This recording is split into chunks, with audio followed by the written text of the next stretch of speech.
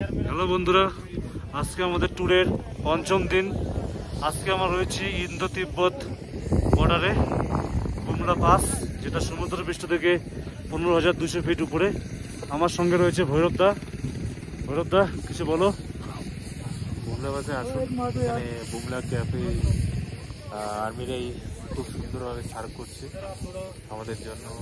Maggi বাজাচ্ছে, মোমো, জিলেবি খুবই কম দামে, মানে ন্যায্য দামে, তো খুবই টেস্টি, তাই না? হ্যাঁ, আর আপনারা এমনিতে আর্মিরা এত সুন্দরভাবে সব কিছু আয়োজন করেছে, মেডিকেল হেলথ, চারদিকে দেখুন বরফ রয়েছে, তিব্বত বর্ডার। অবশ্যই এখানে আসুন, এখানে অনেক বেশি এপ্রিল মাসটাই এখানে বেস্ট টাইম আমি মনে করি। এখানে এখন না বেশি ঠান্ডা আছে, কারণ যদি আপনারা একটু ফেব্রুয়ারি বা জানুয়ারির দিকে আসেন তখন একটু বরফটা বেশি পাবেন।